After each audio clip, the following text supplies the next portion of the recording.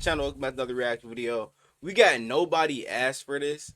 Let's check this out. Publicly apologized now to the family of the woman he killed in a car crash. Spoke at this local I saw Hope it, for bro. Prisoners Everybody thought this nigga like actually got released, bro. last night. That my face is always in the news. My face is always in the newspaper, so they have to constantly be reminded of the situation. It's wild that every single time I want to make an update on Henry Ruggs, we also get an update on Damon Arnette. Both of these two individuals I ain't heard of nothing about Damon Arnette of the Las Vegas months. Raiders. They were drafted in the same first round of the 2020 NFL draft, and they both happened to mess it up in spectacular fashion. But here's the craziest part, and this is why you should stick around to the end. One of these guys got signed by the Houston Texans yesterday, and the other one left prison to do something that he should have done a long time ago. So before we get to the content, make sure you drop like, I didn't even know Damon Arnette was even still in the league. To get the latest NFL news during the offseason. And really quick, the last time Prize Picks gave us a free dude who ended the life of a 23-year-old woman while driving 156 miles per hour while drunk. Henry Ruggs got a special release from prison for like 2 hours to speak at this Hope for Prisoners event in Las Vegas. And here's what he said.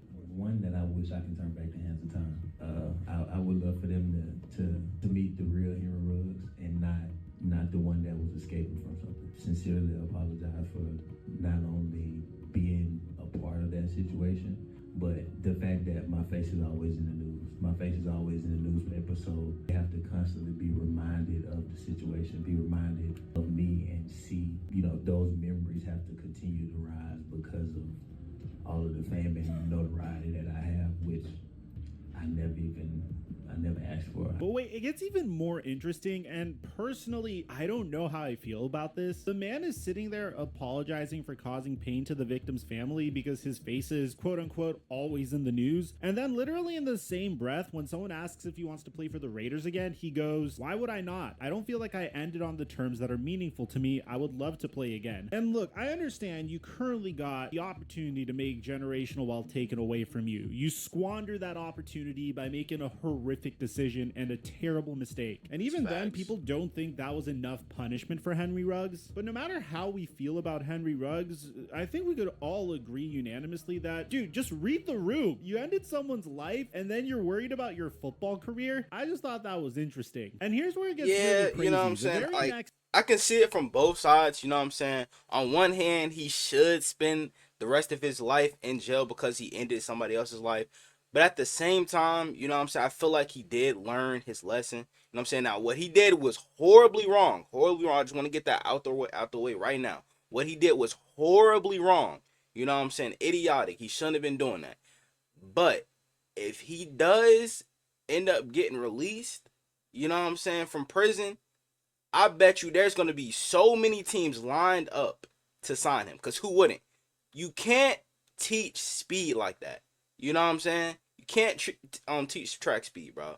You know what I'm saying? And if I'm, a GM or owner, bro, I'm reaching out to that nigga. I'm giving him a second chance, bro.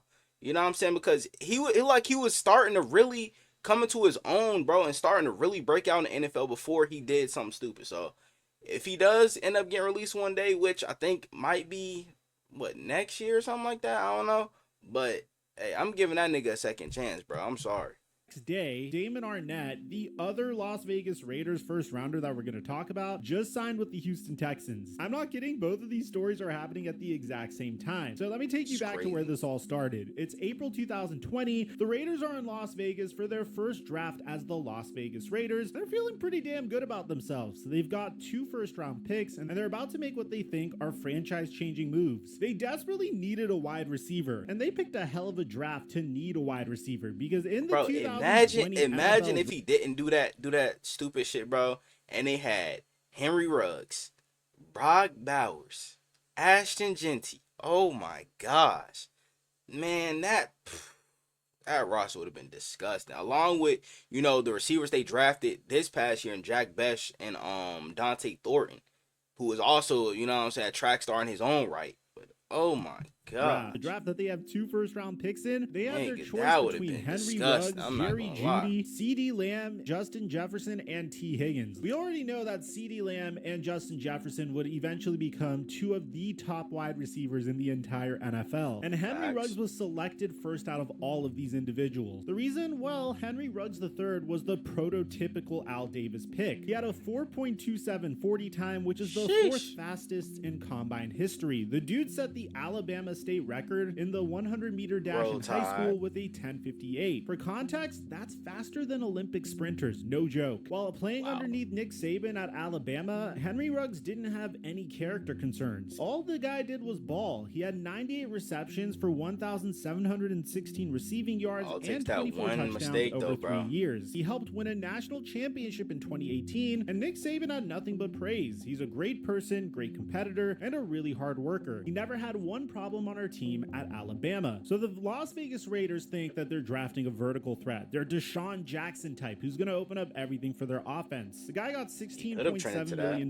guaranteed. Then 7 picks later, that's where things would get interesting. They would shock the entire football world by taking Damon Arnette from Ohio State at 19th overall. To give you an idea of how shocking this was, ESPN's Was NFL he actually draft that good at predictor Ohio gave State to go in the Damon first Arnette round? a 0.1% chance of being selected in the top 20. That's 0.1%. Wow. That's basically saying that this will never happen. Most people had him as a Damn. late 2nd or 3rd round pick. But here's what's crazy. Mike Mayock, who was the GM at the time, later admitted that they knew about Damon Arnette's character concerns. He literally said, Of we course. did more research on Arnett typical than Raiders, anybody bro. else since I've been here, and we missed. There was significant concern. Most teams around the league were very aware of it. So they knew he had problems, they bro. knew other teams wouldn't touch him, and they still took him 19th overall. These two Dumbass individuals niggas. couldn't have been more different. What Ruggs other at corners were still on the Alabama was board when he basically got the golden drafted? boy. He was playing in the most pro-ready system in college football, surrounded by 5-star talent everywhere, coached by arguably the greatest college football coach of all time. And off the Facts. field, he was spotless. 0 arrests, 0 suspensions, 0 drama. He used to do this 3-finger salute after touchdowns to honor his deceased friend Roderick Scott, who Yep. passed away in a car accident that Henry Ruggs was almost in. So you would think this is Oh, a character guy. shit. Meanwhile, Damon Arnette at Ohio State was, RP to well, let's his just say friend, the man. warning signs were there. Even in college, scouts were noting the mental makeup issues and undisciplined play. The dude was talented, don't get me wrong. He had 140 tackles, 27 pass breakups, and even took an interception 97 yards to the house against Indiana. But coaches Okay. were constantly having to work with him on his attitude and decision making. It's like the Raiders looked at 2 completely different character profiles and decided to roll the dice on both. One was a sure thing with elite talent, and the other was a project with major red flags. And during their rookie seasons, tough. Henry Ruggs was everything they hoped for. Yeah, he only had 26 receptions for 452 passing yards as a rookie, but that's not the point with a guy like Ruggs. He was stretching the field, making safeties cheat over the top, opening up everything underneath for Darren Waller and Hunter Renfrow. His best game was week 5 against Kansas City, 118 yards receiving, including a 72-yard touchdown bomb that had Chiefs fans leaving early. By 2021, before everything went sideways, Henry Ruggs was leading the team in receiving yards. Derek Carr was finally comfortable throwing the deep ball because he had a guy who could actually run under it. John Gruden was building the entire offense around this man's speed. This was Henry Ruggs' breakout season that was tragically cut short. Damon Arnette, on the other hand, was terrible. 13 games, 29 tackles, 0 interceptions. His Pro Football Focus grade was a 32.9 God overall, damn. which ranked him 232nd out of Bro. 238 cornerbacks. 232nd. His coverage grade was even worse, 29.6, ranking 230th out of 238. That's not just bad, that's historically terrible. He would Nigga. eventually lose his starting job to Casey That's Hayward and bro, Trayvon that's worse Mullen. than some Was barely backups. playing 21% of defensive snaps before he got hurt, and teams were actively targeting him because they knew he was the weakest link in that defense. But That none of sucks. this would matter because what would happen next to these individuals would change everything. At this point, you're familiar with this story. November 2nd, 2021, 3:39 a.m. It was this moment that Henry Ruggs ruined multiple lives, ended 2 lives, and destroyed his own. Henry Ruggs is driving his 2020 Corvette down South Rainbow Boulevard in Las Vegas. But he was 156 not just miles per driving, hour. he was flying. We're talking 156 miles per hour in a 45 mile per hour zone, and he's he's drunk. Blood alcohol content is 0.161. That's literally twice the legal limit. At 156 miles per hour, Ruggs rear-ends a Toyota RAV4 driven by Tina Tinter, a 23-year-old Serbian immigrant. The impact happened at 127 miles per hour because he tried to brake at the last second. But when you're going that fast, physics does not care about your impaired reflexes. Let me tell you why Tina Tinter's story matters. She came to Las Vegas as a baby when her family fled war-torn Yugoslavia. She was close to getting her US citizenship, had just started a job at an insurance company,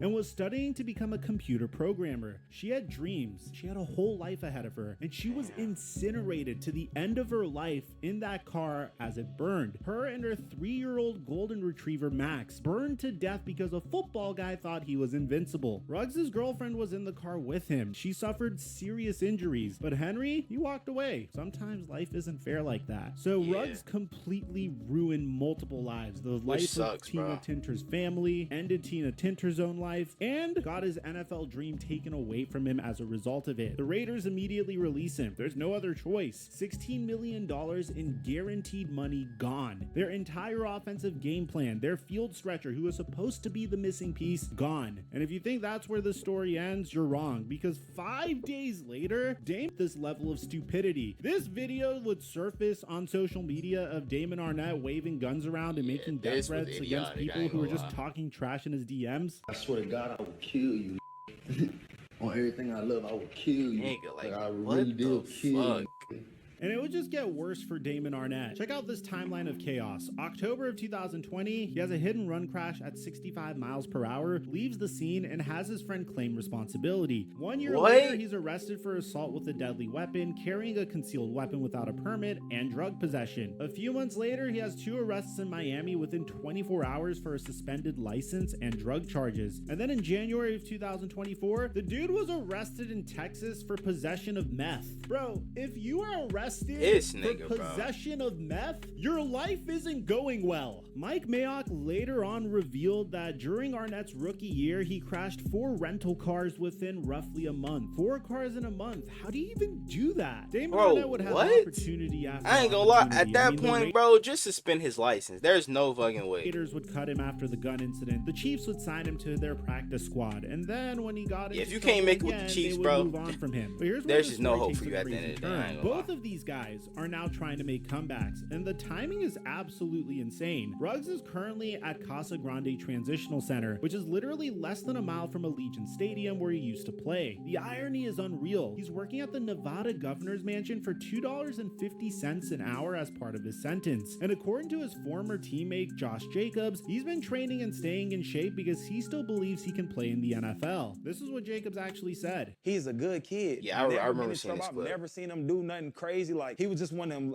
guys that had a very, very unfortunate situation and something happened, a decision that he made. And that's what hurt me the most, because I'm like, man, he ain't somebody that you would look at and be like, bro, you deserve this to happen to you. Henry Ruggs is eligible for parole on August 5th, 2026. He'll be 27 years old, still in his athletic prime. But guys, this man killed someone while driving drunk at 156 miles per hour. The public relations nightmare alone would be insane. Meanwhile, Damon Arnette has been on his own redemption tour. If that nigga does get released, bro, the media is going to be crazy. I ain't gonna lie.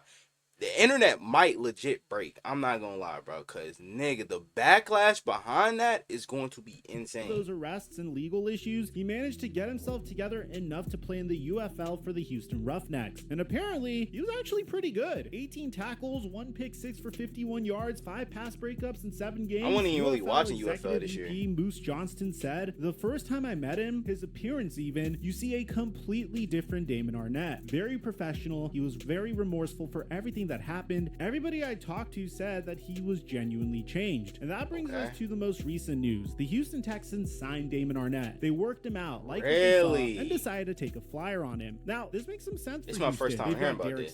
Still only 28 years old, and if he's really changed, they're getting a former first-round talent for basically nothing. But this is also his absolute last chance. Teams don't give guys with his rap sheet multiple opportunities. If he messes up in Houston, and I mean any kind of mess his fourth NFL team career now? is over forever. The crazy thing Raiders, is, the Houston Chiefs, Texans Dolphins. are actually in a great position to take this risk. They're a young, rising team with strong leadership. If anyone can handle a reclamation project like Arnette, it might be them. Now look, guys, I know we joke about these guys and their terrible decisions, but let's be real for a second. Tina Tinter's dead. She'll never get to achieve her dreams, never get to see her family again, and never get to become the person she was meant to be. Her parents have to live with that pain every single day, and Henry Ruggs has to live with that too. And you can see it in his face during that apology video. This isn't just about football careers. Real lives were destroyed. But at the same time, that brings forth another question. Do people deserve second chances? Can someone truly change after hitting rock bottom? And that's the question we're all wrestling with, and that's a question that could divide the comment section of this video. Second and that's where Henry Ruggs' situation is so complicated. And then I did see that people was like, well, you know, Tina Turner's not gonna get a second chance. She's in a better place now. You know what I'm saying? She's in a better place now, away from all the bullshit that's happening on Earth. You know what I'm saying? But I don't know, bro. Like, would y'all give Henry Ruggs a second chance? I know I would. You know what I'm saying? If I was like a GM or anything. But I don't know, like, cause I'm trying to see it from both sides, bro.